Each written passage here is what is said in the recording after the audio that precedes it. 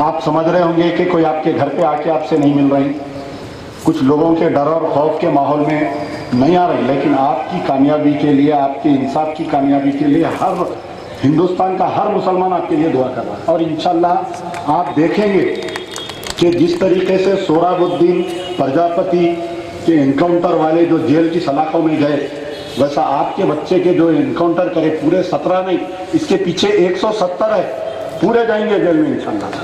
अब मैं दावत खिताब देता हूँ उस शेर को, जब निकलता है सवारी लेकर तो पूरे चड्डियां उतरना शुरू हो जाती है, समझ गए ना चड्डी बोले तो। जनाब अबू आसिम आजमी से गुजारिश करता हूं कि आप लोगों को मुखातिब करें।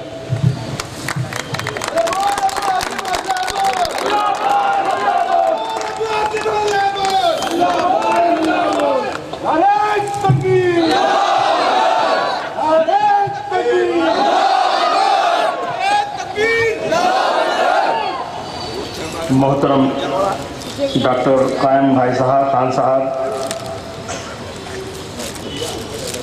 मजीद खान साहब, हमीदुल्लाह खान साहब, सैयद हामिद हुसैन साहब, मौलाना सैयद ताहिर साहब, सैयद अमजदुद्दीन साहब, सैयद इम्तियाज़ साहब, तारिक कारी साहब, मुहतरमा खालिदा परवीन साहिबा, मेरे साथ मुंबई से आए अब्दुल कादिर चौधरी साहब और तमाम मेरे समाजवादी पार्टी के तमाम अहबाब, यहाँ बड़ी तादाद में बैठे दोस्तों और साथियों, खुदा ने आज तक उस कौम की हालत नहीं बदली न हो जिसको खुद ख्याल अपनी हालत को बदलने का। यकीन जानना साथियों, मैं किसी सियासी खानदान का आदमी नहीं हूं और मेरा सियासत से कोई लेना देना भी नहीं था और सियासत मेरा शौक भी नहीं है। लेकिन 6 दिसंबर 1992 बाबरी मस्जिद की शहादत, मुंबई के 1992-93 के दंगों ने मेरे जैसे आदमी को मजबूर कर दिया कि अबू आसिम, अगर अल्लाह की इबादत के बाद कोई सबसे अच्छा काम है तो मखलूक की खिदमत करना है।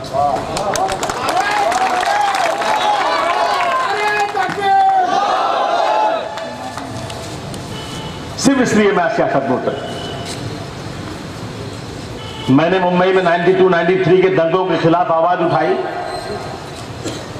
अभी स्टेज पर टाटा में, आप कौन था टाटा में? फराज खान साहब, टाटा में 2 साल आपने गुजारे।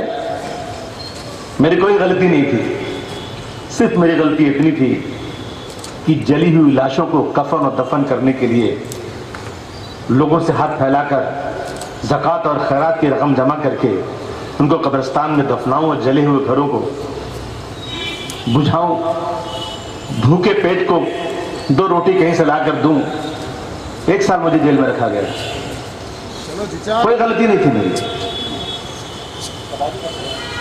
मैंने ये सोचा उस दिन, जिस दिन जेल से मैं निकला, मैंने सोचा कि मैं बची हुई जिंदगी कौन के नाम लिख दूंगा। यकीन जानना, करोड़ों रुपया कमा करके हम एक बहुत बड़े ताजिर तो बन सकते हैं, लेकिन एक मामूली खाकी वर्दी वाला आकर हमारे हाथों में हथकड़ी डालकर डंडे मारते हुए जेल में डाल देता और हमारे पास कोई ताकत नहीं रहती। दोस्तों, जब मैं हिंदुस्तान की हिस्ट्री देखता हूं तो इस मुल्क को आजाद कराने के लिए मुसलमानों ने कितने बड़ी कुर्बानियां दी। मुझसे पहले अभी मुकर्रिर बयान कर रहे थे, दिल्ली से अमृतसर जो सड़क जाती है, दोनों तरफ, सड़कों की दोनों तरफ जितने दरख्त थे, कोई दरख्त ऐसा बाकी नहीं था जिसमें मुसलमानों की लाश को कत्ल करके अंग्रेजों ने टांग न दिया। यह मुसलमानों ने इस मुल्क को आजाद कराया। और अभी जो जंग हुई थी, कारगिल की जंग हुई थी, उस कारगिल की जंग के अंदर पाकिस्तान के लोग हिंदुस्तान की सरजमीन पर घुस कर आए थे। हिंदुस्तान के लोग पाकिस्तान की जमीन पर जाकर जंग नहीं किया था। पाकिस्तानी लोग कारगिल की पहाड़ी पर आ गए थे और हमारे सिपाही पहाड़ी के नीचे थे, वो वहां से पत्थर फेंकते थे तो गोली की तरह लगता था, और हमारे लोग यहां से गोली चलाते थे तो उनको लगता नहीं था कि वो पहाड़ी में छुपे हुए थे। उस वक्त चार्ली एक बटालियन थी जिसमें 26 से 28 मुसलमान थे। उन मुसलमानों ने पाकिस्तानियों का कपड़ा पहना, पाकिस्तानी ड्रेस पहना और नारे तकबीर अल्लाह अकबर का नारा लगाते हुए पाकिस्तानी की फौज में घुस गए। पाकिस्तानी घबरा गए, ये तो पाकिस्तानी लोग हैं, ये क्या क्या कर रहे हैं। और इसी घबराहट में, इसी सोच में कि ये क्या हो रहा है, और हिंदुस्तानियों ने हमला किया पाकिस्तान के ऊपर, और उसमें से 26 में से 28 में से शायद 2-4 बचे थे, बाकी सब के सब शहीद हो गए। ये मुसलमान की कुर्बानी है। अब आज क्या हो रहा है, मैं आज के पास चलकर इसलिए आया हूं। आज मुझे कहा गया कि आप जाएंगे वहां तो लोग ज्यादा मिलेंगे नहीं आपको। मैंने कहा अमजद भाई, अगर एक आदमी भी आएगा तो भी मैं आऊंगा। मुझे लोगों ने कहा कि आप वहां जाएंगे हैदराबाद में तो जो भी आपका साथ देगा, वहां के जो मुस्लिम लीडर हैं उसको किसी न किसी बहाने से जेल में डलवा देंगे, उसका घर तोड़वा देंगे। मैंने कहा ये मर्दानगी नहीं, ये हिजड़ापन है। ये कौन सी मर्दानगी है? अरे अगर मर्द है तो अगर सामने दुश्मन भी खाली हाथ आता है तो उसको भी हथियार दे दो एक, उसके बाद मैदान में रहो तो मालूम पड़ता है कि कौन मर्द है और कौन हिजड़ा है।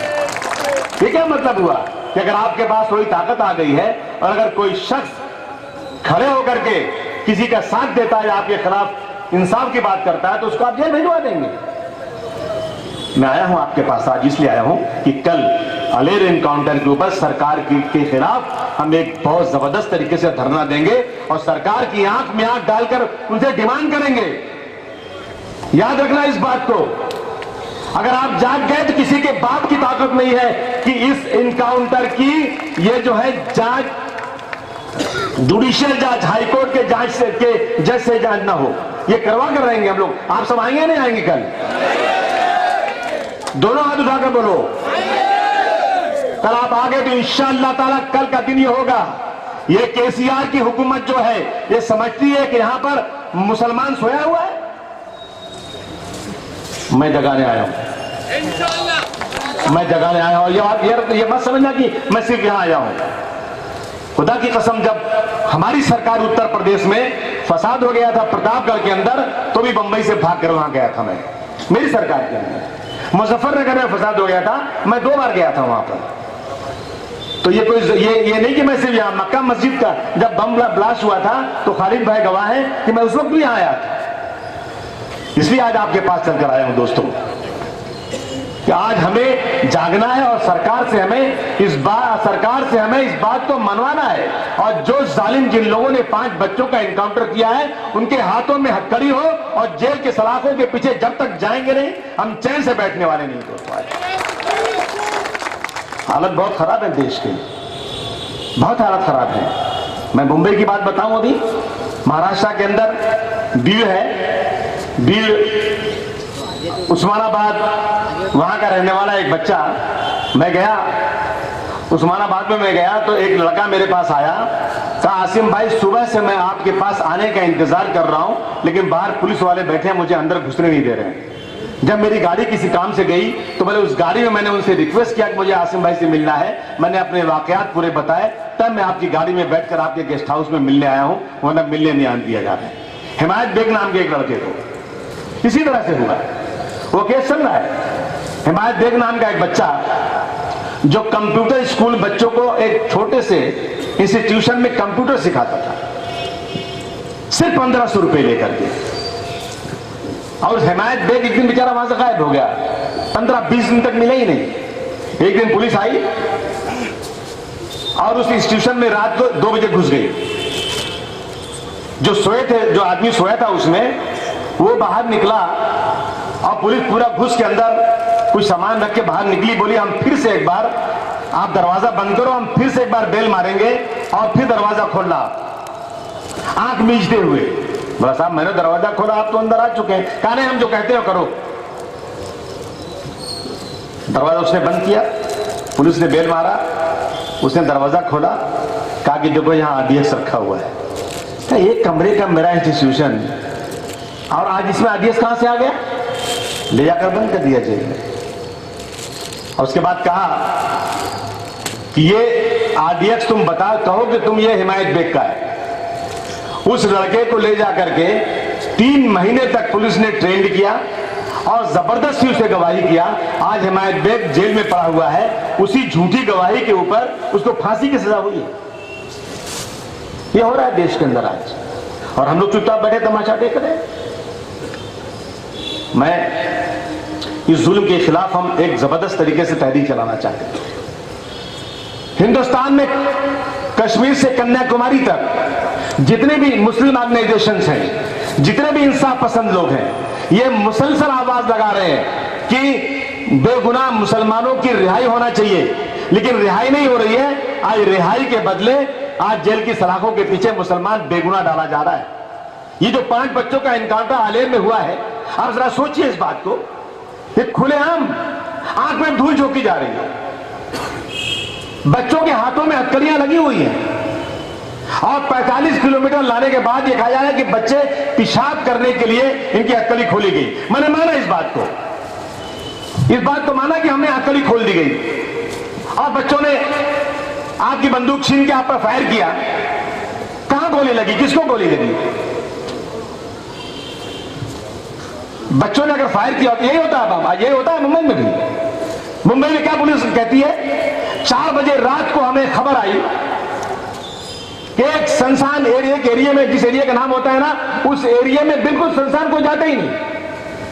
4 बजे रात को कुछ माफिया, कुछ गुंडे, कुछ आतंकवादी लोग किसी के घर पर हमला करने वाले हैं, और वो हमला 4 बजे 5 बजे रात में होता है। और पुलिस बेचारी अपनी नींद खोल करके, अपना आराम और चैन बाल बच्चे छोड़ करके एक छोटी सी पिस्टल लेकर जाती है, और आतंकवादी से कहती है कि देख तू पुलिस के सामने है, तू अपनी AK-47 AK-56 तू रख दे।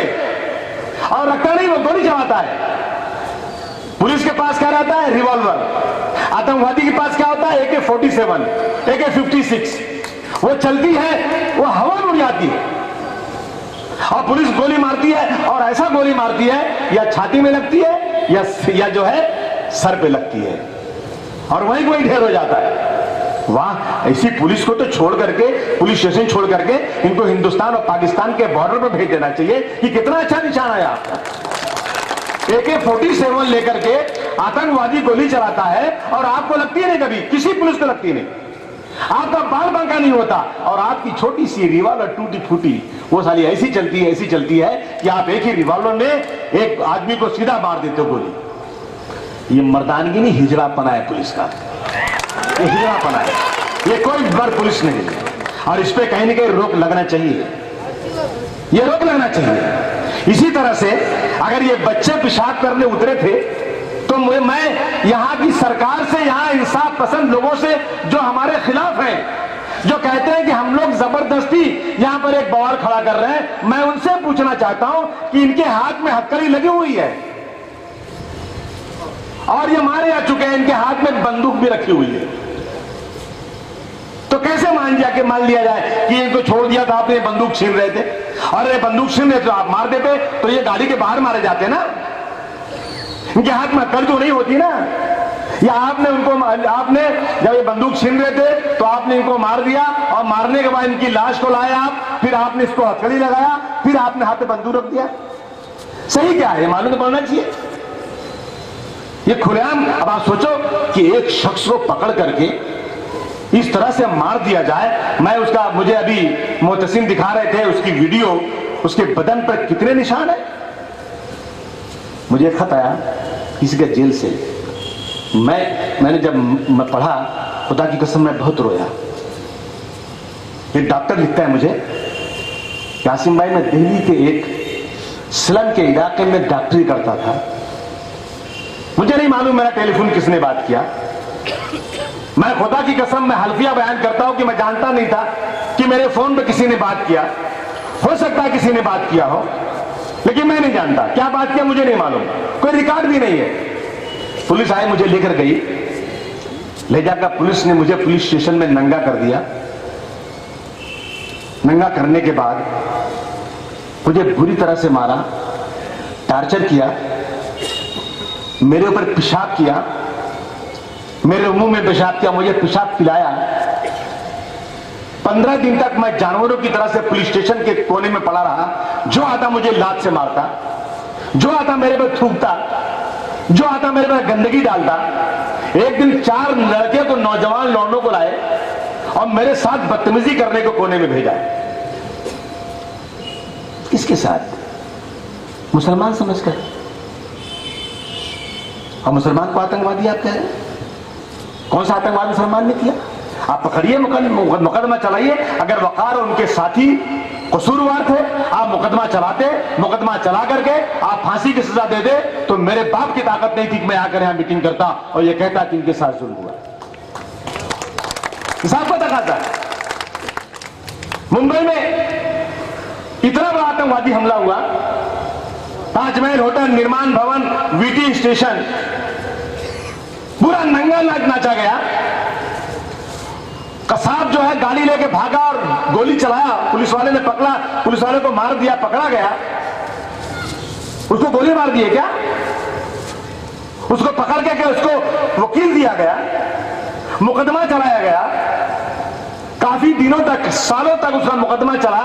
निचली कोर्ट से सजा हुई, अगली कोर्ट में गया, अगली से सजा हुई, अगली कोर्ट सुप्रीम कोर्ट गया, वहां से सजा हुई। उसके बाद प्रेसिडेंट ऑफ इंडिया के पास गया, वहां से सजा हुई, तब उसके पास सजा दी गई ना, पहले तो नहीं दी गई। गांधी जी के कातिल नाथूराम गोडसे, गांधी जी से बड़ा लीडर कौन हो सकता है? गांधी जी को मारने वाले का मुकदमा चला, मुकदमा चलने के बाद फांसी हुई। राजीव गांधी को मारने वाला का मुकदमा चला, उसके बाद फांसी हुई। केसीआर, तेरा दिमाग अलग चलता है।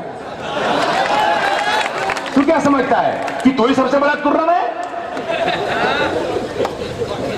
तेरी पुलिस जिसे चाहे मार दे। मुझे अफसोस के साथ मैंने अभी इनका बयान सुना वकार के वालिद का। ये कह रहे हैं कि आज कोर्ट और कचहरी में भी इंसाफ नहीं मिल रहा है। इंसाफ जालिमों की हिमायत में जाएगा, इंसाफ जालिमों की हिमायत में जाएगा। यह हाल है तो कौन अदालत में जाएगा? यह हालत है आज। मैं समाजवादी पार्टी की तारीफ नहीं कर रहा हूं, खुदा की कसम सुन लीजिए आप। मैं चैलेंज के साथ कह सकता हूं, एक inspector, police inspector, police officer जिसका नाम जियाउल हक था, इलाहाबाद के पास कोई झगड़ा हुआ, वहां मर्डर हो गया, किसी की लाश पड़ी थी और वहां झगड़ा चल रहा था। वो पुलिस इंस्पेक्टर वहां पहुंच गया, किसी ने गोली मार दिया और जियाउल हक मार दिया गया। बहुत चिल्लाया गया। हमारा एक मंत्री था राजा भैया, जियाउल हक की बेवा ने कहा कि राजा भैया का इसमें हाथ है, इसकी इंक्वायरी करवाओ। एक दिन में खुदा की कसम समाजवादी पार्टी की सरकार अखिलेश यादव ने राजा भैया को मंत्री पद से हटाया और कहा कि सीबीआई इंक्वायरी कराओ, दूध का दूध पानी का पानी लाओ। उन्होंने अपने एक अफसर से इसकी इंक्वायरी शुरू कराया, जियाउल हक मर्डर की। उसकी बेवा ने कहा नहीं, उत्तर प्रदेश की पुलिस नाइंसाफी करेगी, मुझे बिल्कुल भरोसा नहीं है अखिलेश यादव सरकार के ऊपर, मुझे सीबीआई इंक्वायरी चाहिए।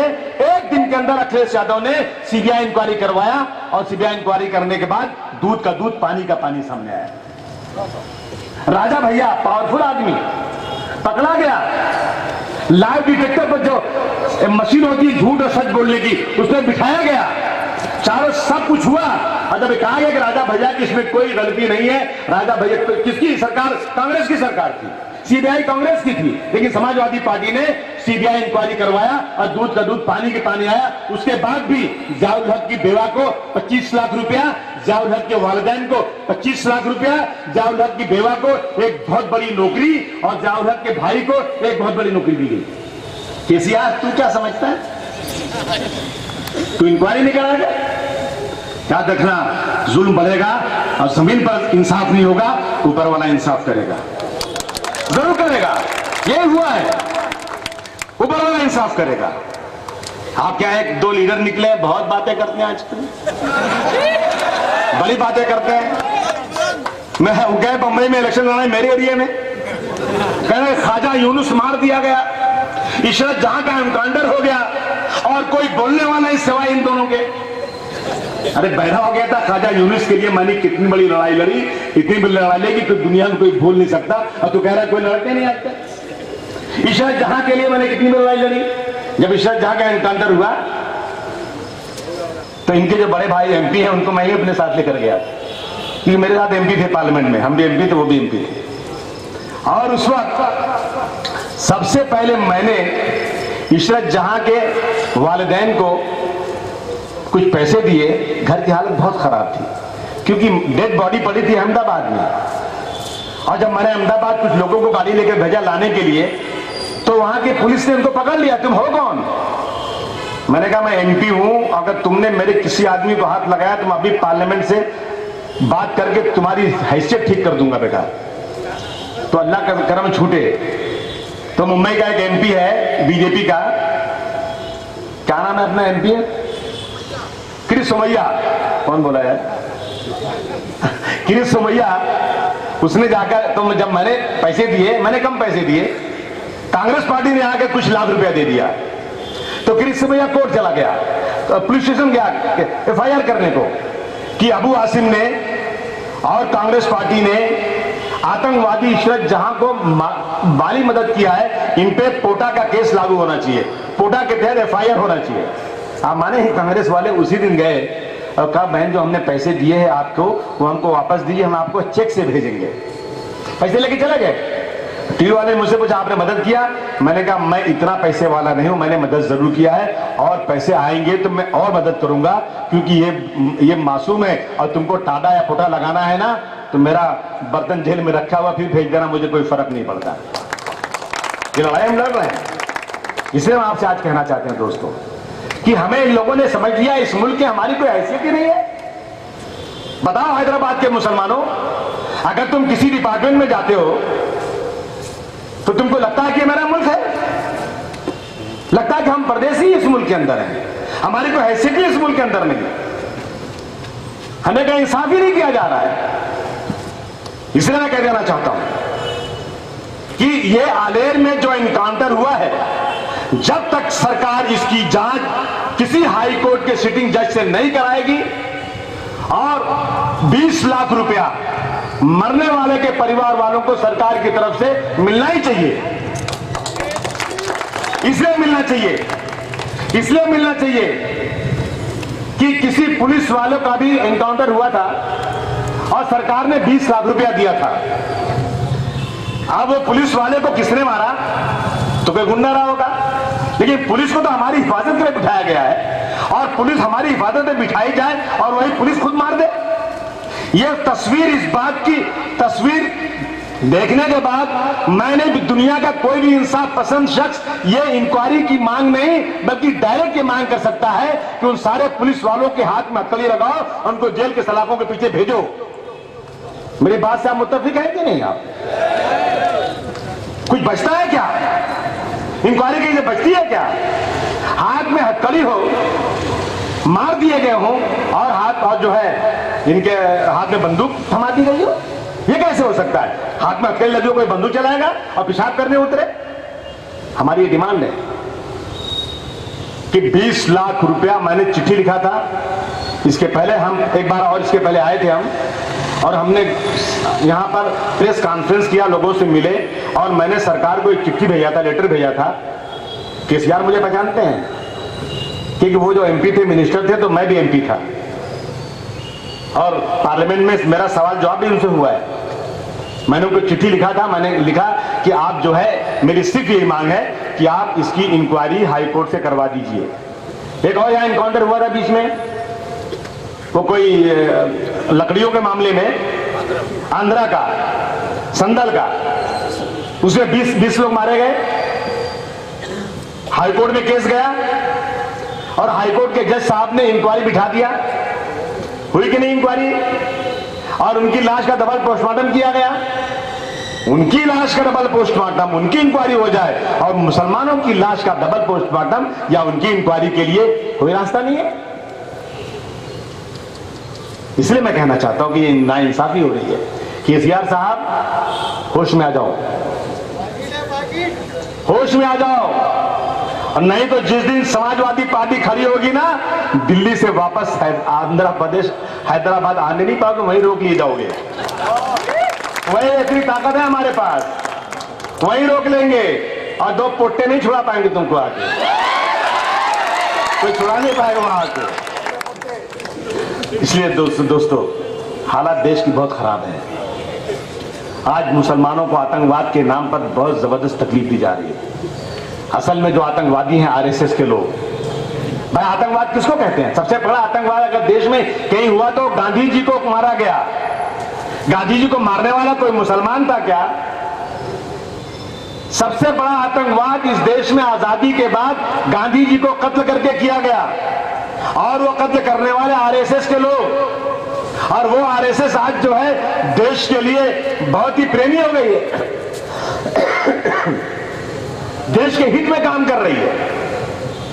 उसके बाद दूसरा आतंकवाद इंदिरा गांधी का कत्ल करके, वहां भी कोई मुसलमान नहीं।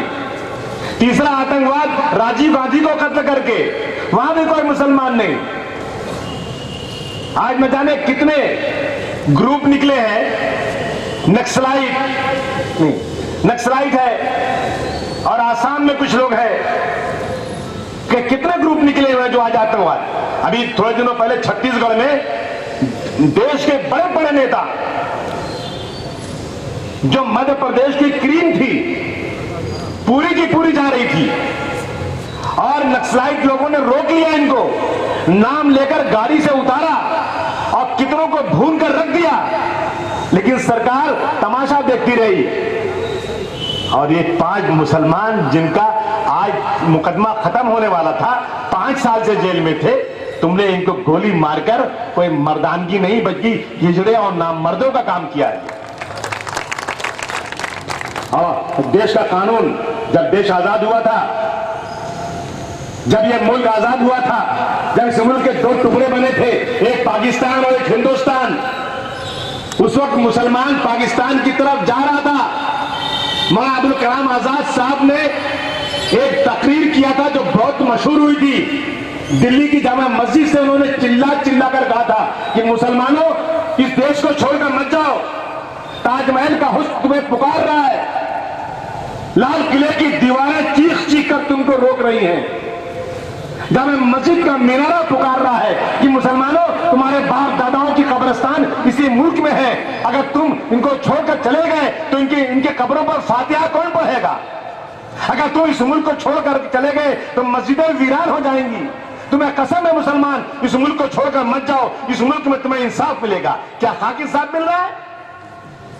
कानून बना था देश का कि आसमान की ऊंचाई पर बैठा हुआ अडवाणी या नरेंद्र मोदी हो, या हैदराबाद की गली में एक भीख मांगने वाला मुसलमान हो, दोनों को कानून में एक नजर से देखा जाएगा। क्या हो रहा है आज? कहीं भी छोड़कर अपनी जमीन नहीं जाते, हमें बुलाती है दुनिया, हम ही नहीं जाते। कहीं भी छोड़कर अपनी जमीन नहीं जाते, हमें बुलाती है दुनिया, हम ही नहीं जाते। उन मुहाजिरों से अच्छे तो ये परिंदे हैं, शिकार होते हैं लेकिन कहीं नहीं जाते। आज इस मुल्क के लिए जान देने को तैयार है। जब भी कोई, अभी दिल्ली में, मैं दिल्ली में था, विज्ञान भवन में एक मीटिंग हुई, यकीन जानना बड़े बड़े लोग थे, प्रेसिडेंट ऑफ इंडिया थे, बड़े बड़े मिनिस्टर थे, मुझे भी इन्विटेशन था, लेकिन हम लोग जैसे आप पब्लिक में बैठे हैं, मैं बीच में बैठ गया। यहां से बड़े बड़े लोग एक को बुलाया कि साहब, देश की सरहदों पर मरने वालों के परिवार वालों को सम्मानित किया जा रहा है। एक आदमी आया, उसको तमगा दिया गया, ताली बजी।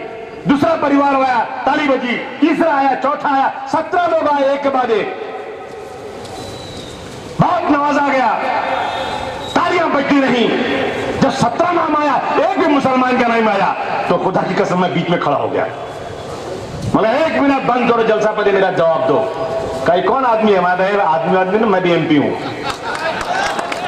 मैं भी मेंबर ऑफ पार्लियामेंट हूं, भले नीचे बैठा हूं, सत्ता में नहीं हूं, अपोजिशन में हूं, लेकिन मैं एक बात जानना चाहता हूं। चिल्लाकर मैं बोला कि आपने 17 लोगों को बुलाया, देश की सरहदों पर कुर्बान होने वाले, आपने उसको भी बुलाया जो अहमदाबाद के अंदर वो मंदिर, कौन सी मंदिर थी वो, अक्षरधाम मंदिर पर अक्षरधाम मंदिर पर मरने वाले सुरेश यादव के परिवार को भी आपने बुलाया, मैंने तालियां बजाया, लेकिन मेरी नजर ढूंढ रही थी कि अल्लाह बख्श का परिवार कब आएगा, क्योंकि बंबई में लगा था, बोर्ड लगा था सुरेश यादव अमर रहे, कि सुरेश यादव ने अक्षरधाम मंदिर में घुसे हुए आतंकवादियों को जिंदा नहीं निकलने दिया।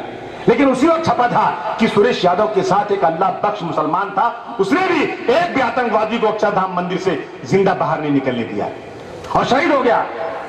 मंदिर से आतंकवादियों को जिंदा नहीं निकलने में शहीद होने वाला में नाम अल्लाह बख्श का भी था, लेकिन अल्लाह बख्श को के परिवार को बुलाकर कोई इनाम नहीं दिया गया। तो मैंने कहा क्यों नहीं दिया इनाम, तो बगल झांकने लगे। तो हमारे पार्टी के अमर सिंह जी बैठे थे, कहा अबू आसिम आप बैठिए, हम अगली बार एक जलसा करेंगे और हम बुलाएंगे। मैंने कहा नहीं आप बुलाएंगे, लेकिन मुझे जवाब चाहिए इनसे। तो कहता नहीं हमने लेटर लिखा था वो आए नहीं। मैंने कहा जवाब दिखा दे, लेटर दिखा दे, कुछ नहीं। हम आ भी करते हैं तो हो जाते हैं बदनाम, वो कत्ल भी करते हैं तो चर्चा नहीं होता। यकीन जाना दोस्तों, ना हमें नौकरियां मिल रही हैं आज, ना हमारी इज्जत आज यहाँ पे कहीं, ना हमारी इज्जत महफूज है आज यहाँ पर। मस्जिदों का परमिशन मिला हुआ है, शिवसेना वाले जाकर हाई कोर्ट से मस्जिद का परमिशन रुकवाते हैं, लेकिन हाई कोर्ट के जज साहब कहते हैं कि है शिवसेना को, अगर तुमको मस्जिद यहां नहीं चाहिए तो अपना बोरिया बिस्तर लपेट लो और जाओ बाल ठाकरे के इलाके में रहो, लेकिन मस्जिद बनेगी। हाई कोर्ट कहता है और लिखता है उसमें कि सरकार को लिखता है कि जाओ इनको पुलिस दो और मुसलमानों की मस्जिद बनने दो। 2009 से आज तक चिल्ला चिल्ला कर थके, मस्जिद नहीं बन पा रही। क्या है हमारी ताकत? हम जिसको चुन कर देते हैं वो चमचागिरी करने लग जाते हैं, जाते बड़ी बड़ी बात करते हैं। मुंबई में बोले कुछ हो जाएगा ना तो तुम लोग संभालना, मैं 1 घंटे में हैदराबाद को आता। क्या कर लेता तू भाई आके? बोले कुछ हो जाएगा तो मेरी पार्टी के लोग संभालेंगे, उसका मैं आगे देखता हूं। अरे भाई हैदराबाद में 5 लोग मार गए, तू तो कुछ करना। मुंबई बाद में तुझे हीरो बनाया हैदराबाद में। अगर आज तू नेता बना है तो हैदराबाद के लोगों की मरहूमों मिन्नत से एमपी बना, और अगर आज तू पार्टी में शामिल है और उसके बाद भी तू इनको जो है इनकी इंक्वायरी जुडिशियल नहीं करवा सकता तो तेरे ऊपर मजम्मत है। राजनीति किसने की जाती है? मैं उस दिन देख रहा था, बोला खालिद भाई इतनी मेहनत करते हैं, इनको तो एमएलए होना चाहिए, लेकिन नहीं जीत पाते एमएलए। तब मैंने देखा, जब देखता हूं मैं आज डॉक्टर भीमराव अंबेडकर का पुतला पूरे मुल्क में चारों तरफ लगा हुआ है। डॉक्टर भीमराव अंबेडकर से बड़ा नेता कोई नहीं, लेकिन खालिद भाई कभी चुन के आते नहीं थे, वो कभी नहीं चुन के आते थे। वो नाम बहुत बड़ा, लेकिन जब इलेक्शन लड़ते थे हार जाते थे। एक बार वो राज्यसभा में गए थे, वो भी वेस्ट बंगाल से मुस्लिम लीग ने अपनी सीट दिया था, तब वो पहुंचे थे, नहीं जीतते थे कभी।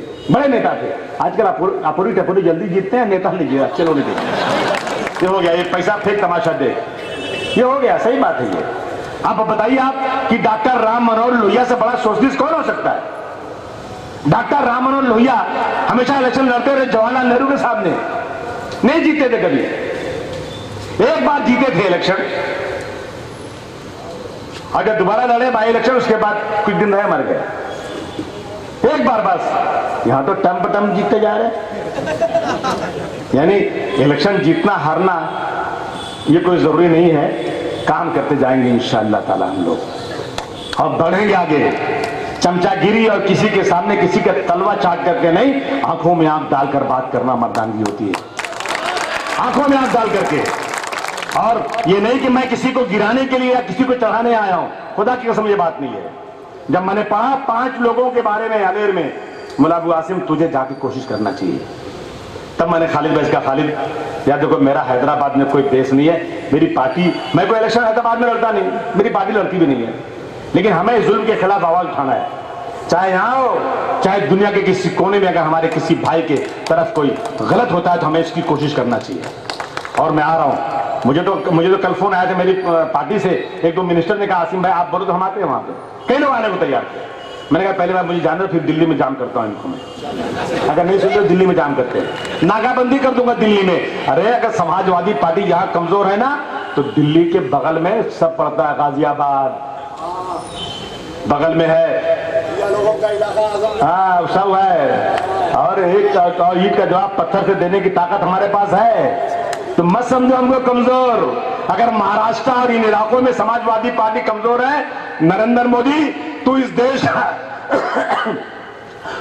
का प्रधानमंत्री है, अगर तो मिनी प्रधानमंत्री इस देश का समाजवादी पार्टी का अखिलेश यादव है। उत्तर प्रदेश इस देश का सबसे बड़ा राज्य है, जहां 232 एमएलए लेकर हम बैठे हैं। केसीआर बार बार तुझे जाना पड़ता है दिल्ली ना, ध्यान रखना, ध्यान में रखना, ध्यान में रखना। यहां नहीं तो वहां,